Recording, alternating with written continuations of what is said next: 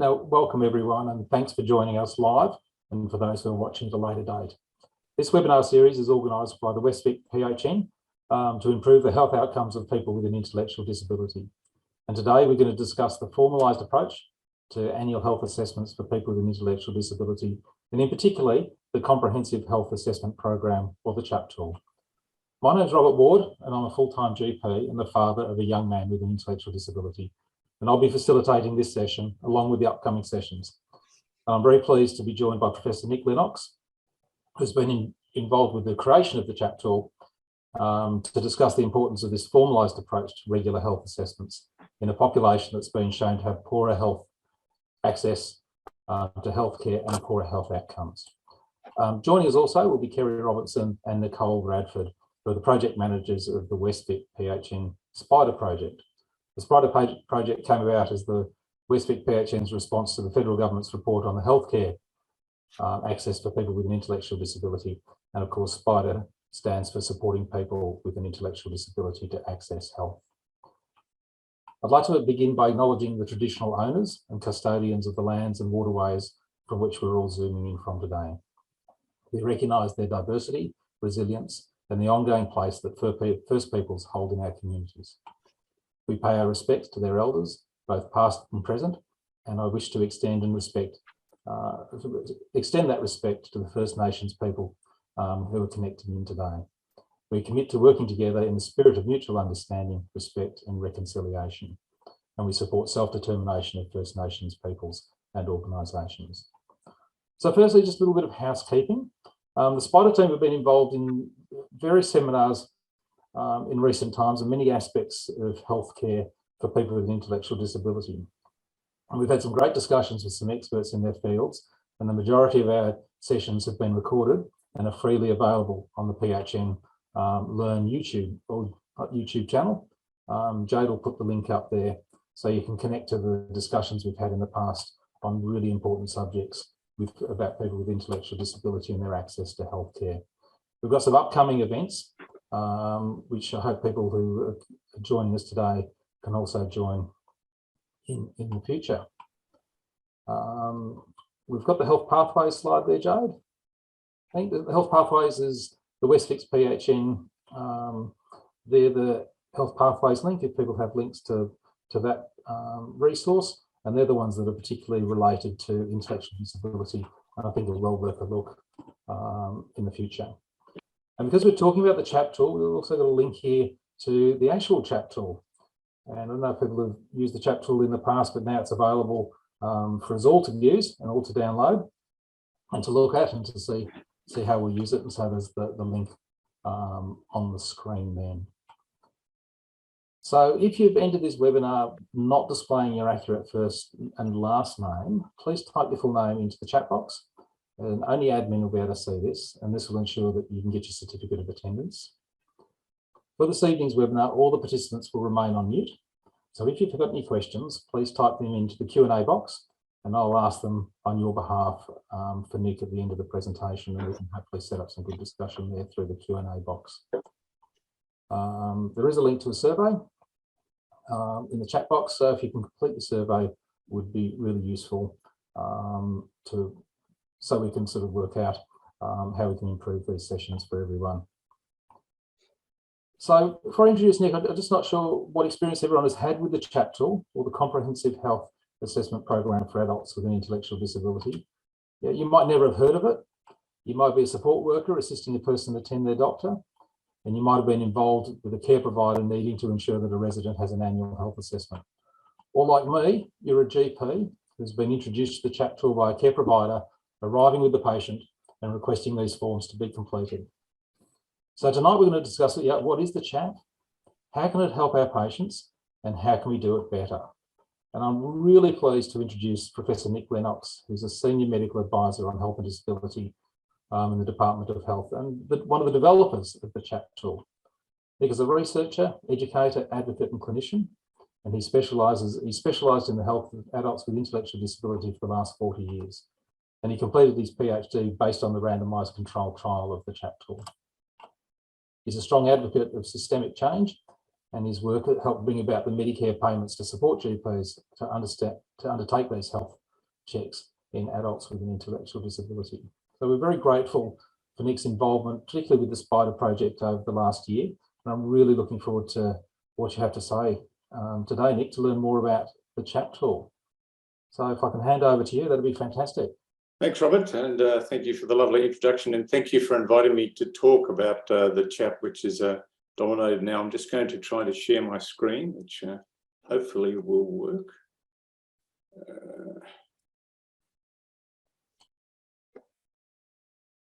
Yes, there we go.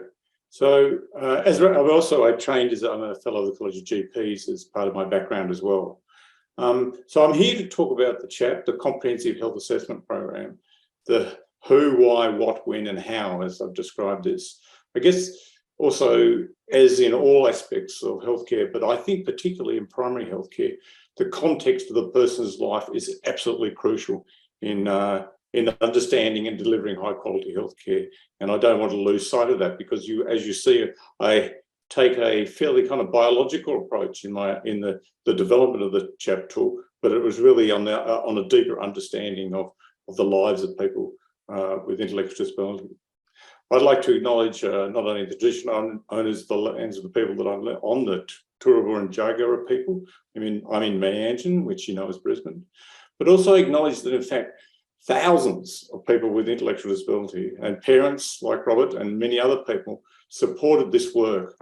It was also supported by the National MRC and any other bodies, and my family had to put me up with me doing a PhD while having a fourth child, which is I'd have to say it was a struggle. But anyway, so the learning objectives is understand why I went down this route as somebody who was a GP and moved into this field in 1992 when I started at the University of Melbourne.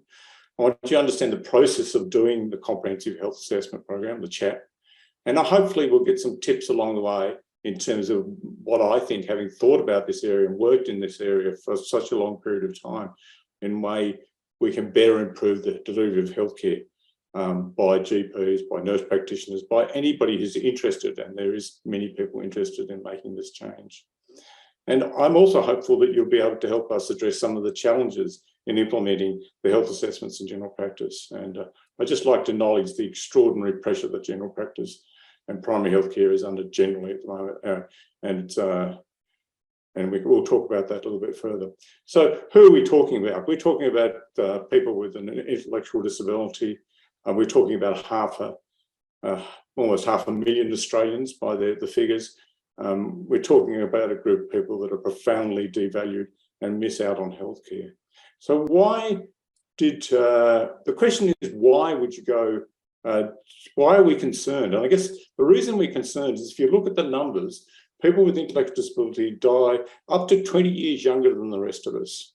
And they have multiple missed health conditions and don't receive disease prevention to the same level as the rest of the population. They have poor access to healthcare and often in fact suffer morbidity and indeed mortality quite unnecessarily. And these are all patients of mine, or actually friends of mine across the top of the screen. And some of the people you're looking at now are not here anymore. And for some of them, it's because of devaluing profoundly in their life. So when you look, and when I walked into this area in the early 90s after practicing general practice in Western Melbourne, Footscray, but also in Northcote and other places, and looked at this area, there was in the 90s, there had been a move to deinstitutionalisation, and healthcare was put away and almost vilified, in fact, as a consequence of the deinstitutionalisation, the move to normalisation. And it was being somewhat cast to one side. But if you looked at the raw data about this population, they had many unmet or unrecognised health conditions, often poorly managed. And there was some seminal work done in New South Wales by Helen Bange, which found 5.4 conditions per person, half of which were poorly managed, unrecognised, or poorly managed. So physical pain was common. In fact, this fractured elbow here you see is actually a Victorian's fractured elbow. It was missed for 2 weeks. I've seen dental care. I remember seeing a particular person in Thomastown, and their teeth were actually green because of poor dental care. It's quite common, and many of you will know that in fact there's a whole lot of mental disorders and a whole lot of abuse and neglect in this population that lead to mental disorders as well. They're just some of the things. The other things are there's a lot of use of medication and polypharmacy, well described, particularly major tranquilizers, also called neuroleptics, and anticonvulsants. And believe it or not, they're often underprescribed and overprescribed in this population and not reviewed. And 2 weeks ago, I went to Peter's funeral, who was a patient of mine, and when I first saw Pete, he had significant epilepsy, and he was on 4 anticonvulsants at enormous doses. Over about a year or two, he monitored his seizures. We decreased him. He was on the half the dose of 2 anticonvulsants and had as good seizure control. And Pete was a good example of getting the management right and having good communication. I've also seen people with undiagnosed that haven't been picked up when they've had seizures. So epilepsy occurs in 20% of the population and is a major cause of morbidity. The other unmet health needs are health promotion, disease prevention, high levels of obesity, lack of exercise, osteoporosis is common, and some vitamin deficiency, vitamin D. And in fact, Helen Bange, who's pictured here, found somebody who had scurvy at one stage in her practice, which I've never seen. But sensory impairments are very common, and particularly in adulthood, because we screen kids for vision and hearing, and then we forget about it as soon as they become adults, and that's a real problem. Gut problems like severe constipation, and for those of you who will be able to recognise, that's a large amount of faeces in a bowel, causing obstruction, and often could always lead to an atonic bowel and a sigmoid volvulus, well described in literature, and cause behavioural issues as well. A very common finding in this population. Unrecognised gastroesophageal reflux is really common, as unrecognised undescended testes and the consequences for that. And finally, we often don't revisit the cause of somebody's intellectual disability because it is important. It has ramification. And you can see here a CT scan of somebody who was in their midlife that I saw, had developed epilepsy, and the radiologist could tell me they had a poor encephalic cyst, which was a bleed almost certainly during pregnancy. And that was the cause of both intellectual disability and seizures. And it effectively meant that for her brothers and sisters, they knew that their risk of having a child with a disability like this wasn't any greater than the rest of the population. So cause of intellectual disability needs to be thought about in adulthood as well. So given that kind of situation, we were kind of looking at what are the barriers and enablers to getting better healthcare. And when you talk to people with intellectual disabilities, what they will tell you is they want respect, they want inclusion, they want autonomy, they want to feel safe and supported in healthcare settings, and they often don't. They need enhanced communication and continuity and connectedness. These are not very different qualities that all of us want in our healthcare system, but it's very profound for them because they often don't receive that. If you talk to health practitioners, and we have, and I've done the largest survey ever of GPs, which was done in Australia, where we surveyed 1,000 GPs and talked to them about what they needed. And you obviously need the recall of information, and it is so common that information is lost in this population. And we're left floundering as healthcare providers because we don't know what has happened before. And I've been in this situation many times, and leads to poor decision-making, leads to poor management. And so we need good recall of information. We need a continuity rather than fragmentation. And any of you that are practiced in this space realise there's often a fragmentation of not only within the healthcare system, but also between disability and the healthcare system. I think after surveying GPs and psychiatrists and other people that work in this space, they also need support and understanding. And the truth of the matter was, there is, as a GP, there's no way that you can go for general advice about this population. You can if it's a child, but not in adulthood. And I often would field, although I was in Queensland, I'd field calls from Northern Territory and around the country from GPs who, if they were contacting me, were generally actually doing a really good job and just wanted to talk to people about it, actually, because it was so difficult. The other barriers for general practice is that one of time and the cost, and this is a significant barrier. time is such a problem in general practice and not having enough time. And finally, actually, when we surveyed GPs, one of their comments was they were concerned about the attitudes of their colleagues and disability staff as well. So that was some of the results.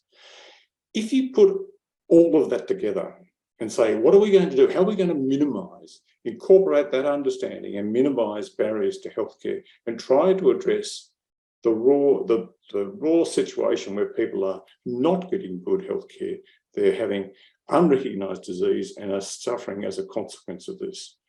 That led to the conceptualisation of the CHAP. And I think what it does, and I guess I'll run through the CHAP in a minute, is it actually says to everybody, this is a valuable population and we need to do something about it. And that's not often said about this population, to be honest. It provides access, it gathers a health story in a way that is pushing these providers, families to gather all information. And I can tell you in some of the trialling of this, people were reconnected with their families as a consequence of the staff actually gathering information, and which is a awful idea that in fact it just required a health review for somebody to reconnect with their family. So gathering that health story, providing knowledge to the support staff or the family or the person with an intellectual disability, and also to the GP. I think it also, the tool actually says to disability staff, these are the things that are likely to be missed, and you should advocate about those. And it says to the GP or the practice nurse, these are the things you don't want to miss, because you don't want to miss stuff. You do want to do a good job. And it just points it out very boldly. So it provides that tension of advocacy and a voice for people accessing, and it provides information and support, I think, for people providing health assessment, the primary care part of the health assessment. It also finally does that connecting bit, and numerous reports globally and nationally have highlighted the lack of continuity and poor follow-up in this area, and it tries to glue some of that together. So what is the evidence for this? We did the early work actually was started with some when I was at the University of Melbourne, and then when I went to Queensland in 1997, we got the first NHMRC grant to do research in this area, never been done before. And that was the first randomised control trial, which is this first study. Since then, we've done a number of NHMRC-funded randomised control trials in adults, looking at both the CHAP health assessment tool, that's the original research version, but also a health diary, which I'm not talking about tonight. And finally, we're also now looking at doing this research. We are just started doing this research with practice nurses and a specialist nurse background. Robert mentioned that he downloaded the CHAP, and this is it. I've downloaded it too. And this is what the front of it looks like. And I'm just going to walk through it so that you get an idea. I'm not going to walk through every page. The concept of the first is it gives access to seeing a primary healthcare professional, particularly a GP. And the reason I say particularly a GP is actually, before I was in Melbourne, I was in New Zealand and practicing. And in New Zealand, they have practice nurses in every practice when I was practicing in New Zealand. And I thought this was a good way to do health assessment. So my initial plan was to do it with practice nurses, but of course we didn't have them across Australia at that time. But so the work was done with GPs doing the large amount of the medical part of this. So what it does, it gives people with intellectual disability and their families and their supporters an access point to see a GP or a nurse practitioner or practice nurse and get a review that's not focusing on a problem, but is looking for unmet, unidentified problems. And so it gets that access issue done. It runs people through in the first part of what the information they need to, the things they need to do, and the information they need to collect. One of the tensions in developing this is you can't really avoid, it does take a time. The concept of the first part is kind of gather all that information. And I can't emphasize how important this is. Having practiced both in Victoria and Queensland, it's so common that you get inadequate information and people get poor healthcare as a consequence. So it tries to gather the information so the doctor or the nurse can flick through this first part and ask any supplementary questions. And I've got a few, but they're all the kind of the obvious things, and some of them more targeted to this population, I guess. But you know, medications are always an issue. We always need to know whether what people think what they are actually taking compared to what we've got in their notes that they're taking is always a major issue. Sleep is an issue, particularly in people with Down syndrome, but also people on the autism spectrum and other groups. Cause and epilepsy, as I said, is gathering that information and getting the epilepsy management is really good. Vision and hearings gathered, immunisations and the activities of daily living, some personal history and the usual type of things that you expect. And then summarising those concerns. In the middle of the document, it just lays out that list that I showed you of unmet health needs. And the reason it does that is that point that I made before. It's for the families, for the support workers, for the people that are there to know these are the things that are commonly missed. And if you're worried about these things, perhaps it's not unreasonable to ask. And for the GP, it's saying to me, these are the things you can commonly miss. Keep an eye out for these things. And it then says to the GP and the practice nurse, these are the type of Medicare items you can do, and let's do a review of the person. And there's some broad introduction things, and then some prompts in some of these to direct. For example, has the person got an epilepsy management plan?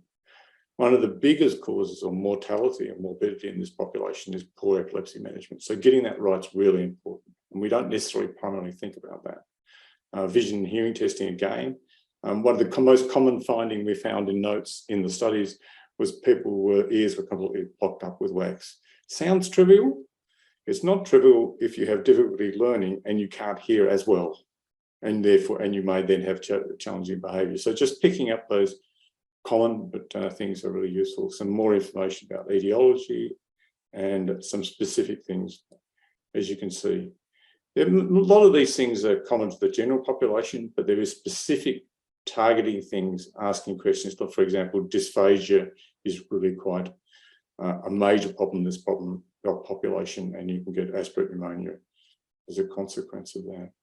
So it directs, it provides some, I think, some information and guides and supports the way, the thinking around and checking that nothing's been missed, and things are commonly missed. And then it talks about supporting the support worker or the family or the person with an intellectual disability to write in the action plan, which is next, and where you can go from there. And I'll talk a little bit further about that. And then this action plan is say, okay, this is what you found, this is what we need to do. I remember when I was in Northcote seeing somebody with an abdominal mass one day on a review, and I couldn't work it out, and I got them to come back and it was gone. I worried that it was something nasty. It was probably a fecal lift, in fact. So it's that kind of, what do we do next? You know, the usual type of things. Do we come back and have this test, or you need to go and get this person seen by a dentist, etc. would be the type of thing. Finally, or penultimately, there's a list of syndrome-specific information, particularly for doctors. This is a bit when we did some pilot work the doctors like most. And my understanding of this is in doctor speak. So I think in here is rhabdomyosarcoma and lovely other big words. There's more than just this page. And I think one of the things this population can make us feel as clinicians is disempowered. And so information, particularly for health professionals, does give some sense of empowerment and being in control of the situation. Because, you know, how often do you see somebody with Prader-Willi syndrome? Very rarely, but I mean, I've seen a few, but that's because I did it. And finally, at the back of the CHAP tool has actually got a chart, because if you're developmentally 4, you may not know your letters, but you can certainly match. And that's true of people with an intellectual disability. So that's just a matching tool when you're doing a Snellen test, which was a thought I had at about 3 o'clock in the morning one time, which is kind of sick when you think I was lying in bed worrying about such things at 3 o'clock in the morning. But anyway, there you go. This is the, for those who are interested in research, I could, you can imagine, talk at length about this, but I'll try avoid not doing that. It was basically a randomized control trial. This is the methodology for all of the 3, now 4 studies of randomized control trials we've done. People were in the CHAP or got usual care, and we followed up by extracting data from GP's notes. If you want to know a hard job, there's a hard job for you. And I'll just notice here, have a look at these recruitment rates. Now, this, you may think this is irrelevant. The usual recruitment rate in a randomized controlled trial is 10%. I've never seen a recruitment rate like this. So if anybody can find a paper which has a recruitment rate in a randomized controlled trial, anything like this, I'd like to know about it. And I've said that many times now. What I think this is saying is that we actually rang up the GPs and said, your patients want to be involved in this, are you prepared to do it? And the GPs were not being paid anymore. There wasn't a Medicare item at that stage. And the reason they did it is because they often had it, because we interviewed people after the study and all the people involved, is that they had a relationship with the person. There's this connection and they wanted to do the right thing by their patient. And I think to most GPs, that sings to why you're in general practice. You get a bond and a relationship with somebody. And that's what drove those massive recruitment rates. What we found is significant increases in various health actions, such as hearing and vision testing, some of the immunisations. And we also picked up numerous new diagnoses like diabetes, epilepsy. This is when we compared GP notes with GP notes. When we got the intervention group CHAP books back from them, which we actually found that the GPs had under-recorded the new findings in their notes. And I think that's because they may have recorded, you put different things in different places and where there was an over-recording. So in fact, these results underestimate the effectiveness of the health assessment process in people with intellectual disability that we found, and we've published on that. As I mentioned too, there's massive acceptability and recruitment. These are extraordinary figures. When we interviewed GPs, and we had 120 GPs in the first of these randomized controlled trials, there was about 5% were not that happy about doing it, thought it was bureaucracy and didn't find anything. And of course, you're not going to find something in some people. But largely people were supportive, and these were some of the comments. I now look more closely. I'm reassured I'm doing the right thing, keeping a track on top of my patients and taking a positive approach. I remember one GP in Ipswich locally who was father of a child with a disability, who I spoke at their morning meeting once, who said to me, Nick, I thought doing the CHAP was a waste of time. And he was a really good GP. And then I kept finding things. And I thought, well, there you go. That's a good recommendation. The weaknesses of this research is there is no evidence of long-term effect. It's very difficult to get such evidence, of course, because you've got to get long-term funding to do that. But there is really no evidence of long-term effect. We can't tell you that people live longer. It seems to be cost neutral in the analysis when we work with the clever economics people. And the other thing is I also, I'm the primary researcher on this was my idea, and I've driven it for the last 30 years. And as a consequence, as soon as I demonstrated it worked, and that actually led to a Medicare item, that research was immediately picked up by Tony Abbott and led to a Medicare item in 2006. And the university immediately said to me, we own this, and commercialised it. So I ended up getting paid part of the royalties. So I had a massive conflict of interest up until when the federal government bought it, and I don't have any conflict of interest anymore. So it's kind of a relief, thank God. Don't believe me, there's done a review, an international review that's fine, because there's work done in other countries as well. Nobody's researched other tools in Australia, but in other countries they use a thing called the Cardiff or Wealth Health Check. And they all consistently lead to a detection of unmet needs and targeted actions. They increase knowledge of the health needs amongst health professionals and support staff. And that's what the GPs fed back to us. They felt the staff were much more informed. And they identified, as I said, unrecognised things and potentially life-threatening conditions. Okay, how are we going for time? Okay, the what and how. So this is, if you search CHAP and Australian government, you'll come to this page. I've done it. It works even on Safari. You don't even have to go to Google. And you can get and download the updated 2023. And I've been updating it pretty much on an annual basis for quite a few years now. So you download it. And what I would say, if you're you're a person with an intellectual disability, a family, or a supporter. And this is just my thoughts about it. I would be building a relationship with particularly the practice nurse or practice manager. I'd be negotiating before you go on. This takes time. It's an extra task. And there may be a time in the practitioner's schedule that is a better time to do this. And I would respect that. I've had a number of jobs from a British labourer through to being a university professor in my life, but the toughest job I've ever had was being a GP. You need to understand the context of general practice and make it work for them. We also need to prepare for the consultations, like fill out the questions, ask around. You may have to go to multiple sources to get to some of the stories. I can tell you, in fact, there's memorable stories from investment people that I met from the Geelong area when I was consulting in Footscray, where complete histories were lost. They were completely lost. Somebody who had reflux or in fact, undescended testes. And we were completely ignorant of this purely by not actually preparing for coming to see me. So be prepared if you're going to go. There's nothing worse than trying to provide healthcare to somebody when the information you've been provided is grossly inadequate. I think also I'd recommend that people go back if they're not sure and ask what's next and why. And there's some important questions, I think, for family supporters. There's also there currently is some YouTube videos for service providers about what it might mean for them. And very recently I've presented to the peak body of service providers, and we're going to develop some more resources for that. For general practices, my thoughts, and it's a long time since I've been practicing general practice, but so I'm up for any suggestion, is involve a practice nurse or nurse practitioner and practice managers.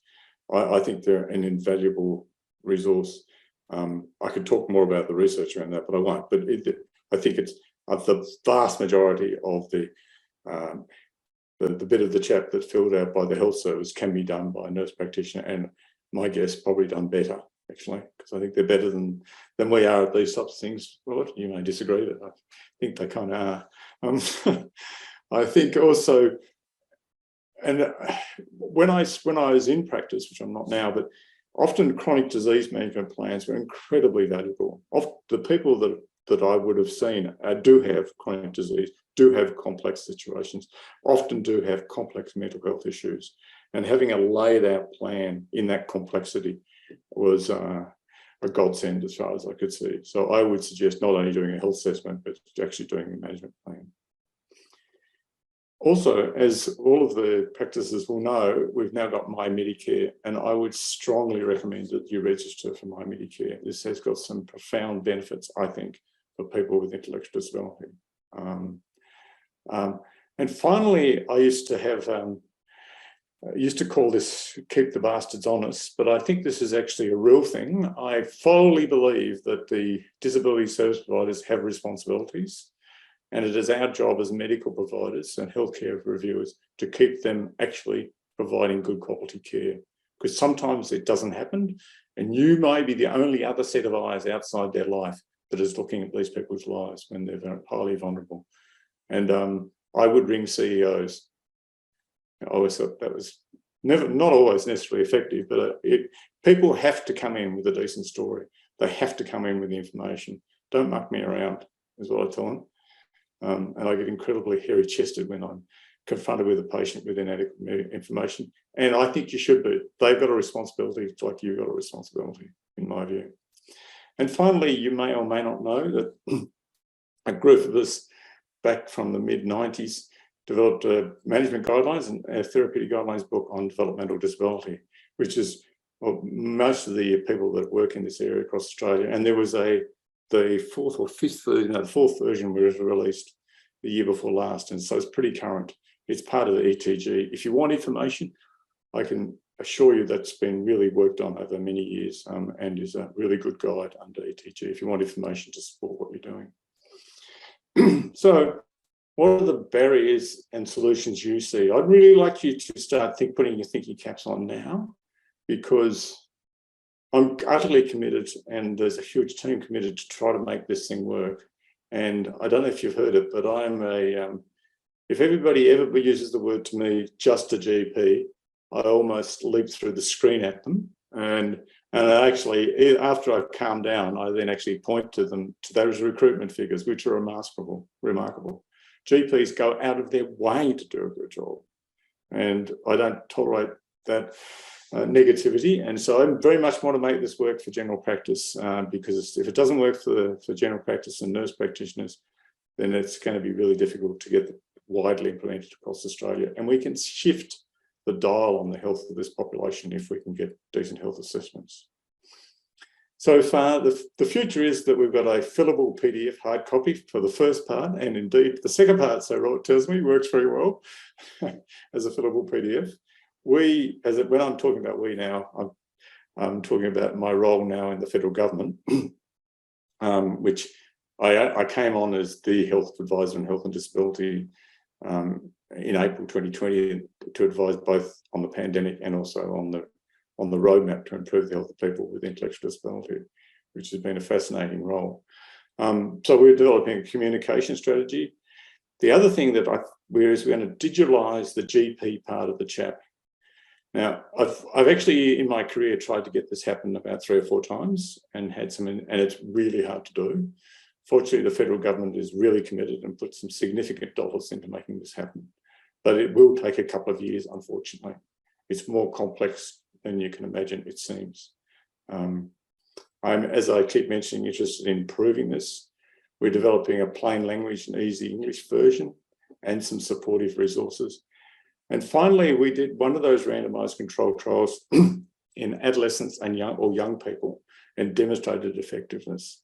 Now, you may be aware that often what happens for people with intellectual disability, they go into paediatric services and they disappear from general practice. And then they hit adulthood and there's no specialist to go to. And they arrive at your door and you haven't seen them for a long time. So there's this, and they feel like they're falling off the healthcare cliff because they've been going to the Royal Children's Hospital and getting this wraparound care for God knows how long. And now things are not so good. So, but what the adolescent CHAP version, when we adapt, will actually, I think, if done early in adolescence, will start to bond people and give that continuity of care and pick up through from the often pediatric experience into the adult experience. And I see it as a major possibility at improving the transition for this population. As I said, I'm very keen on the engagement with general practitioners, and I believe that disability support providers need to understand the lived experience of GPs as clinicians and understand the process of general practice to make this work well. General practice is under considerable pressure, like no other time in my lifetime, for sure. And I frankly think we know from the international and other literature that it is a very powerful way of getting equity in healthcare and getting good quality healthcare. The health outcomes are better. And I think the other thing is that the government is invested, as seen in the last budget and the response of the College of GPs, in improving and supporting primary health care, general practice care. And I'm sure there's many things you disagree with, but it's hard. Certainly the college is very supportive of the last budget measures. And one of these is My Medicare. And I would love to see all your patients registered in voluntary patient registration, because it'll give greater continuity of care. You get funded for longer telephone calls. It'll do some stuff about those frequent attenders that go to hospitals. And I think the last place you want to end up is in hospital. And also, I understand it will improve the linkages with chronic disease management. So I think the other thing that occurred to me out of this, and I'm just about to finish, Robert, is that with the extended telephone consultations which come with My Medicare, it's very much my experience in practice that often parents want to come and talk to me.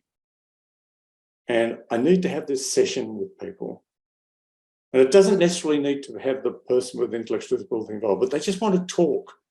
And then I can bring the person in and do some specific things. And I think the idea of having a teleconference prior as a separate thing with a particular issue, it would be incredibly useful, because it would frame where you're going to go from there and usefully use the time in directing all of your attention to the person with intellectual disability in the room and doing those bits and pieces that you need to do and you can't do if somebody's not in the room with you. So it strikes me there's huge potential with the Medicare things, and I'm interested in your comments on that, Robert, when we finish. So I'm just interested in any questions, suggestions, or comments, and so that we can make this thing work the best we can. Thank you. Thanks, Nick. That was amazing. A great summary of a really important topic, and just that all that hard work. And I love the way you sort of GP focused on this, because that is the way a lot of these people do interact with the health system as well through general practice. From the Medicare, there's a question in the chat tool or in the chat box here.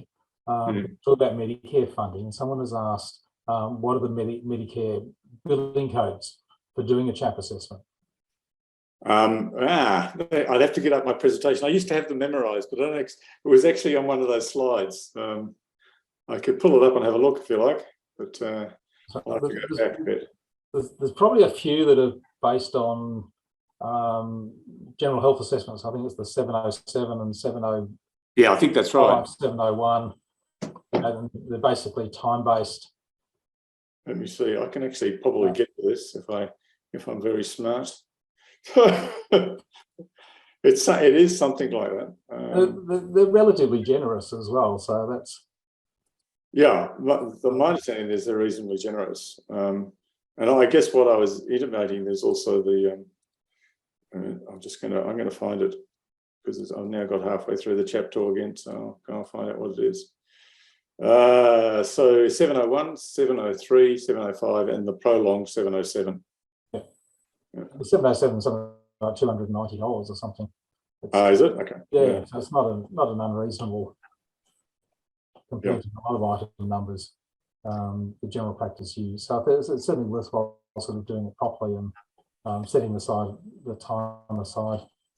I'm interested, Robert, because you do this and I don't. Is that do you do the chronic disease management things? Because that bringing somebody back, that's how good general practice is, because we can do that stuff and see it over time, and developing a management plan so you really feel like you've got a handle on these complex situations. Yeah, we certainly do it. I suppose a lot of time that would be used to facilitate a referral to a podiatrist or to allied health or to access some other funding.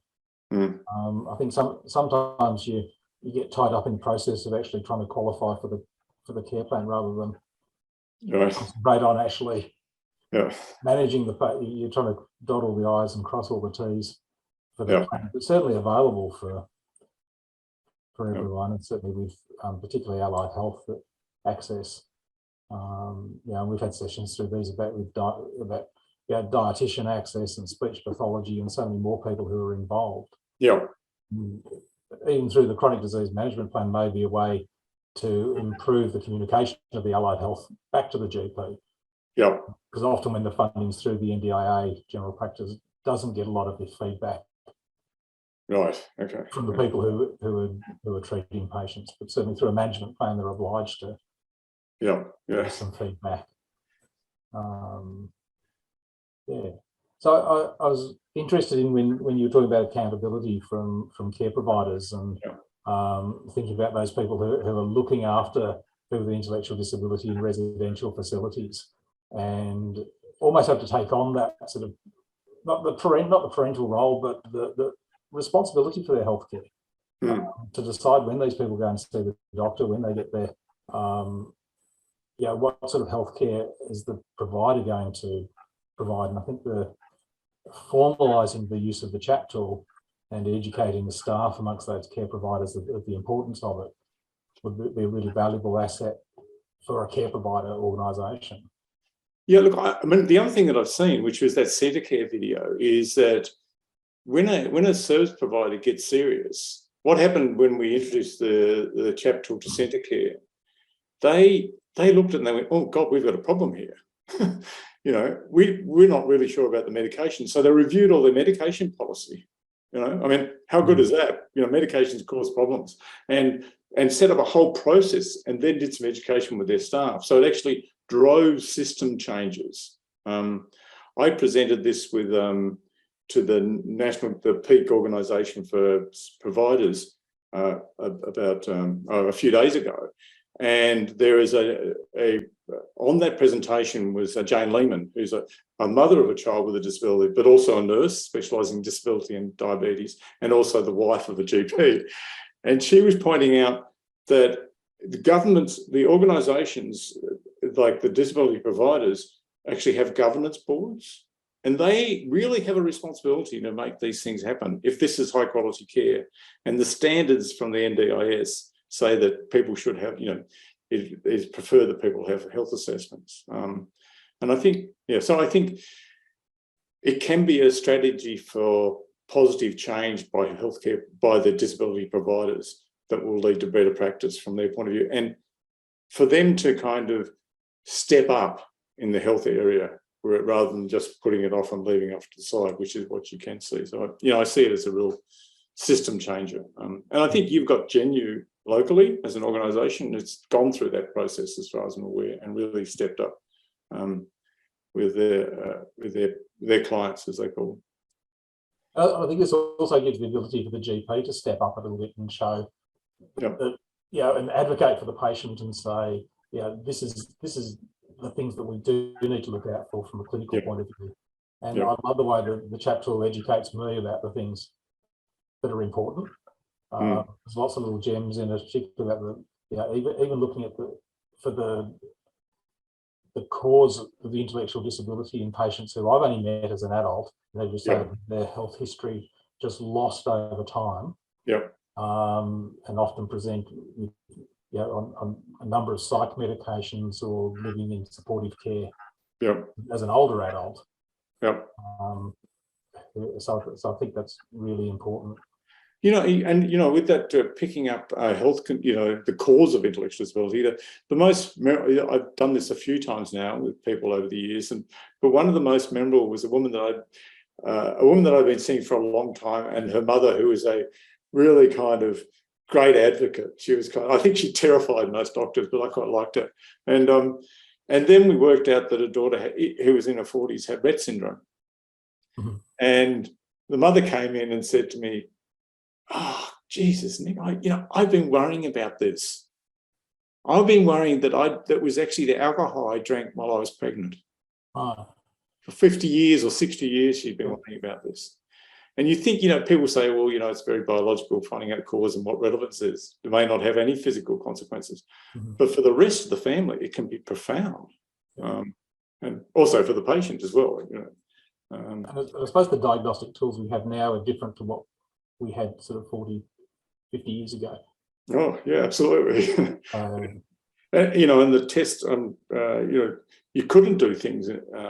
You couldn't have tested for Rett syndrome, certainly when I first started in the field. Fragile X has completely changed in the time that I've been in the area. When I first started, like in the early 90s, was when they first got a better recognition of the amplification process and the identification, the fact that it's skipping generations and you could do something about it. Completely changed now to where it was. And having done a CHAP tool today, it made me actually look at the Fragile X website.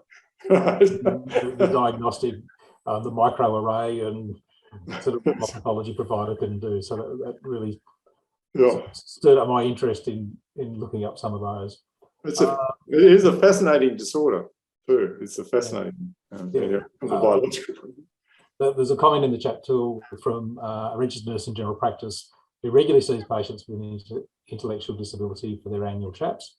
And she follows them up with a chronic disease management plan for every patient.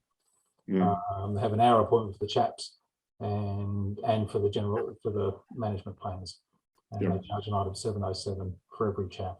It's a wonderful tool, and I can see the health benefits. And the patient's health has improved markedly over the years. So that sounds like a practice with a really good system in there. Because sometimes we have to get those system changes, don't we? It's not just individual in the practice; it's for the whole practice to get behind and work out what this tool is. Yeah, I think so. It'd be really interesting to know, because I did a PhD on this thing, I looked at the literature on health screening in the elderly population in the UK. And when they moved to nurses doing the things in practices, the patients actually preferred the nurses doing it.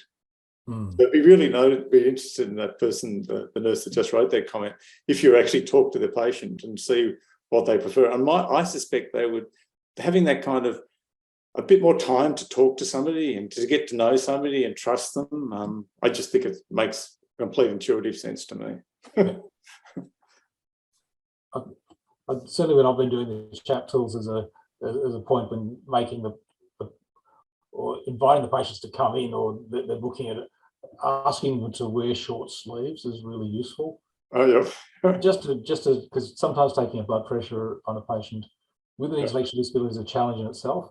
Let alone if you have to undress them enormously. So I think having the carers aware that this is what's going to happen. It's a one opportunity to do a physical examination as well. It's not just ticking a box. It's actually saying the user, okay, it's actual physical time we're looking at is.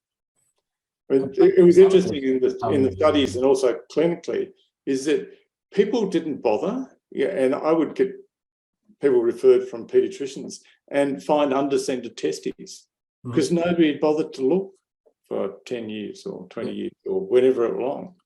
And we don't, we kind of go the easy route sometime in practice. And for somebody who's not going to tell you something's wrong with them, that's a real danger. It's a real danger.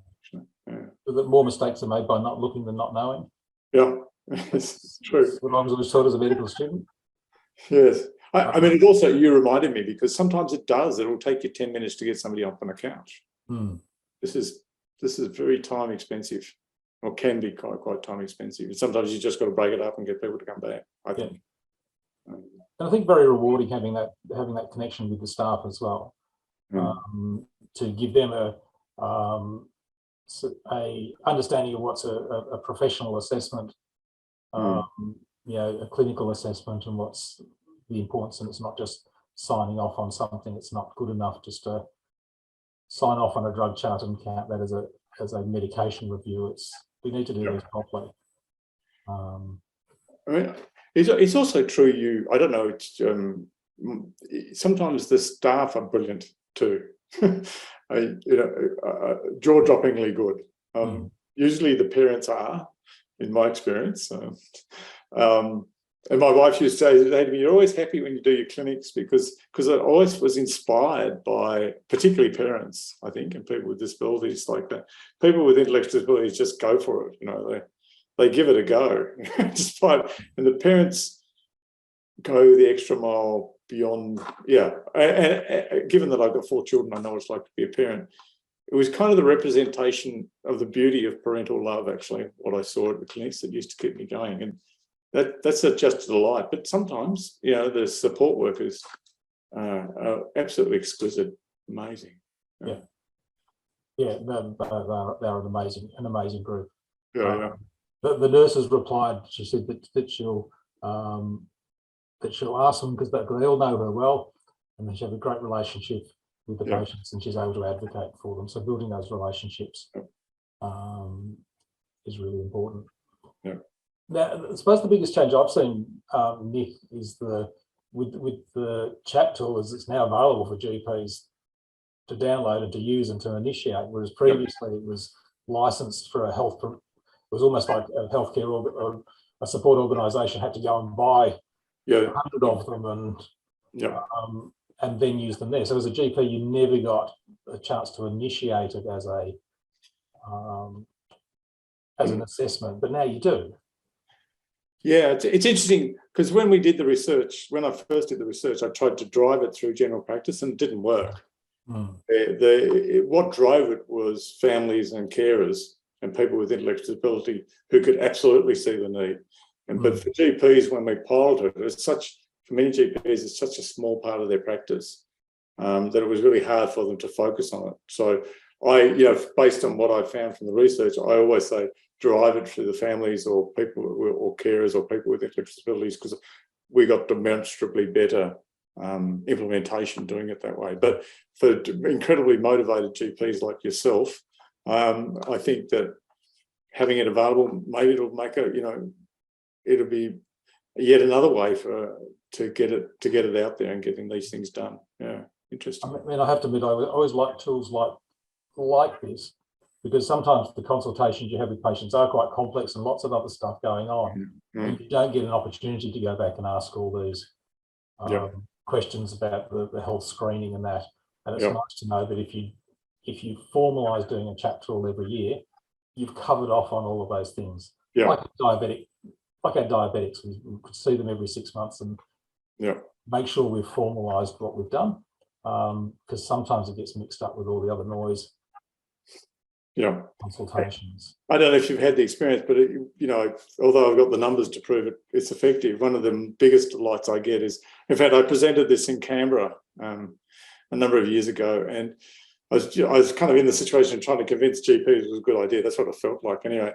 And then a GP came up to me afterwards and she said, "Oh, by the way, I used your CHAP tool 2 weeks ago and my patient picked up lymphoma and he's now being treated." And I thought, why didn't you say this?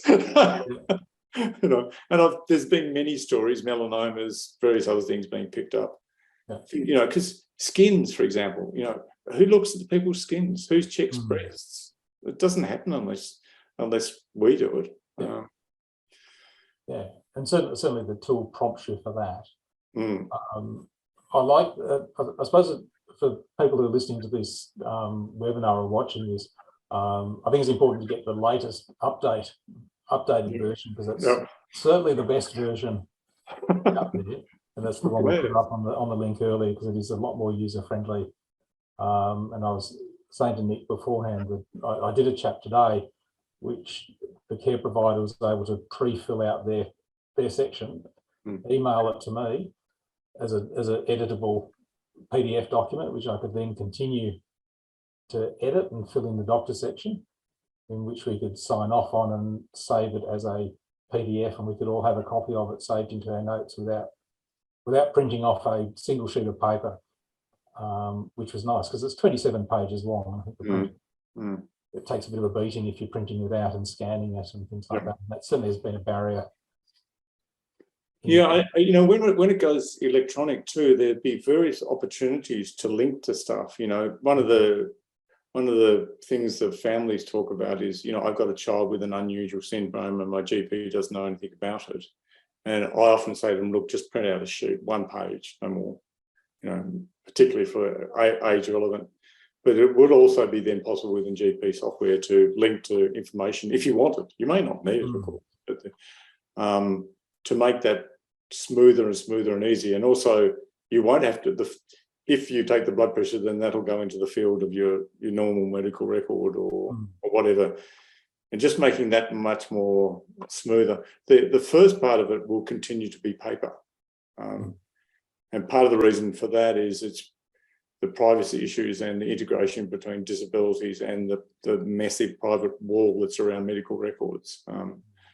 And to be honest, I think it works better for disability support workers that way. But if they can fill out the writable PDF, that's obviously a way to do it as well. There's some good opportunities coming up. So just remind people of the chat box there, or the Q&As, if you did have any questions.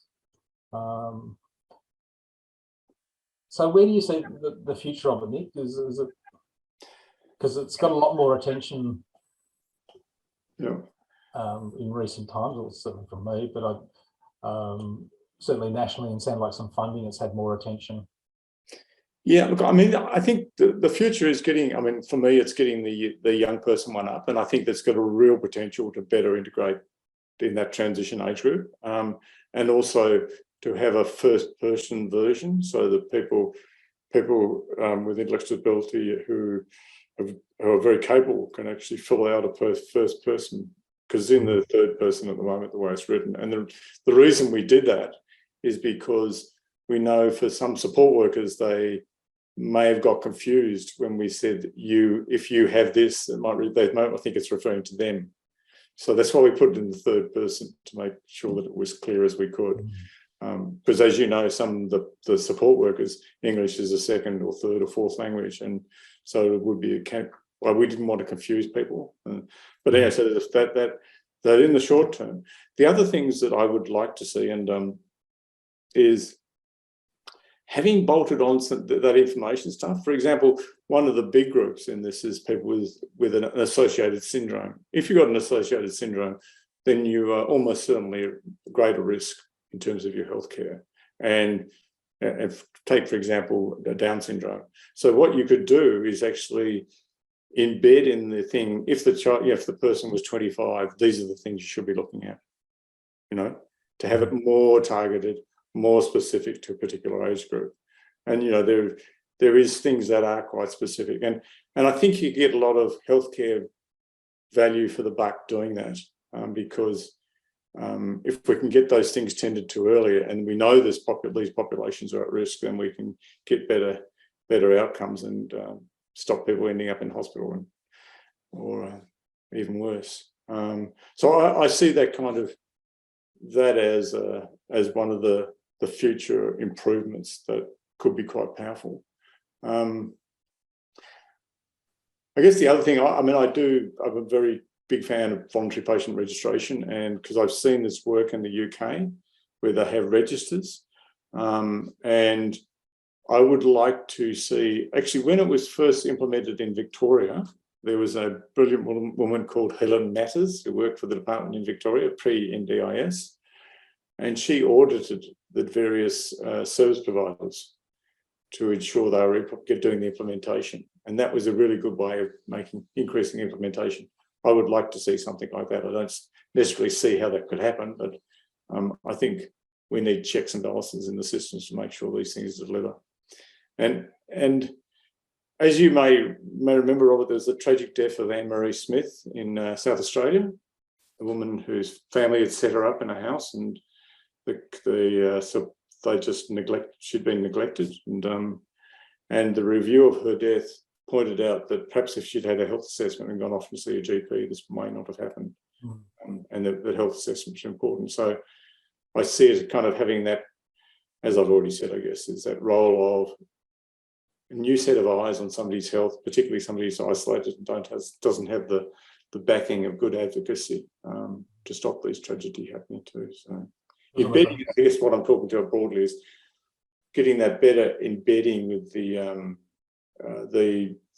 disability support aspects of care, because these things have got to be really enmeshed and keeping each other to account to make sure we're delivering for this population.